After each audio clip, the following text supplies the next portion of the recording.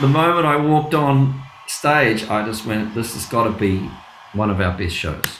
It was a case of walking out on stage and knowing that you were going to be the observer and bear witness to a thing, and just, remember your lines, don't bump into the furniture.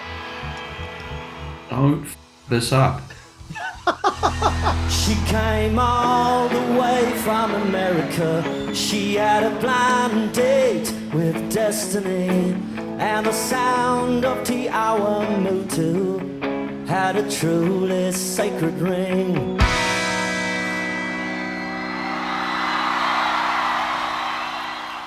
Or make it memorable somehow. I was wanting to remind myself to take snapshots for myself for the whole way and just play really well. Really wanted to play to our best, put a real great crowded house show on for the people, and take it all in, because it was an extraordinary sensory experience having that many people on the forecourt of the Sydney Opera House, which has never happened since and will never happen again, I venture to say. That many people taking that greater health and safety risk, with a miraculous result that nobody was seriously injured on the day. There's some spectacular acrobatics going on out there. Just be careful. Since the regulation of these sorts of gigs is a real thing, people have, and we were lucky that nothing happened with a show that had actually gotten slightly out of control, in the sense that they had anticipated a certain amount of people and then had to close the gates when another 50,000 or something were pressing in. Well, everywhere you go, you always take the weather with you. Everywhere you go, you always take the weather. Everywhere you go, you always take the weather with you. Everywhere you go, you always take the weather with you. I think we had got to a point where the band was really successful, and Paul had left, both quite large things in the history of the band, and I was struggling to reconcile the two things, and big success doesn't necessarily improve people's personalities, and I think I had my own struggles to get through. My reaction to it was to get a little bit reactionary and think I didn't want it so much, or I didn't want parts of it.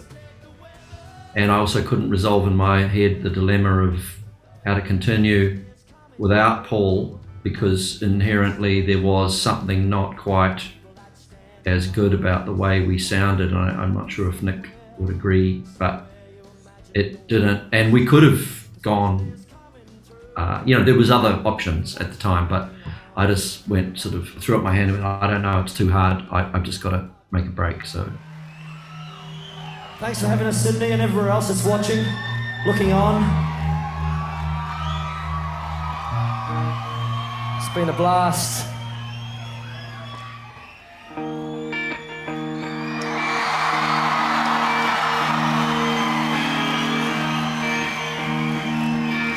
I mean, I had no idea that, what was going to happen happened in Paul's demise. But I knew that we needed to do this show just to have a sense of, full stop to our relationship as playing in front of an audience. I wasn't sure if Paul and I ever would play together again, because I was so pissed off at him. But we did actually. We got back together as Melbourne people kind of, neighbourhood people do. I mean, we were sort of living in the same area, and we just kept running into each other, and that was great. Like, when I add up all of the things about losing Paul and the videos I've got, which I look through, I've got quite a large archive of stuff, of great moments of our shared history, backstage, on tour buses.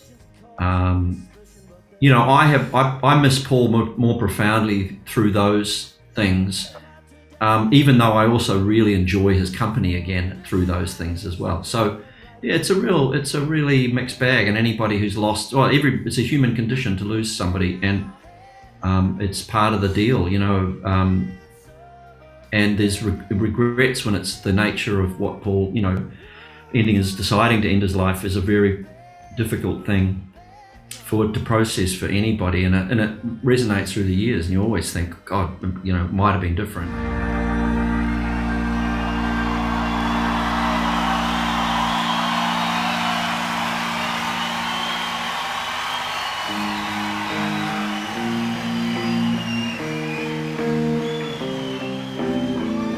And now, and now.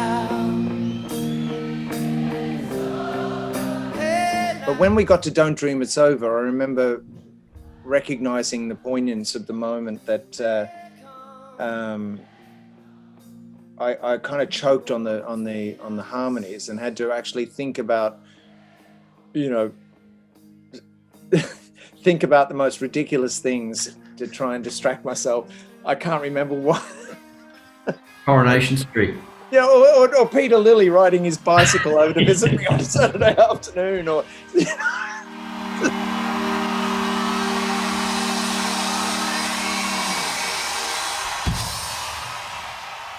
And there's always something that undercuts the drama or the profoundness. We got back to our trailer, which was, you know, just this little container backstage, and some guy was in there.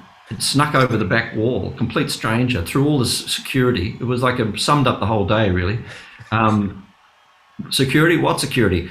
And he just was, who are you? And he went, oh, I just climbed over the back fence, mate. And I said, oh, well, we gave him a beer, and he sat in there with us, just the four of us and him, after the show. And it's kind of like life goes on. And then we went to a party afterwards, which was probably the dullest party we've ever been to, but not because of anybody's fault, because we didn't feel like a party after that.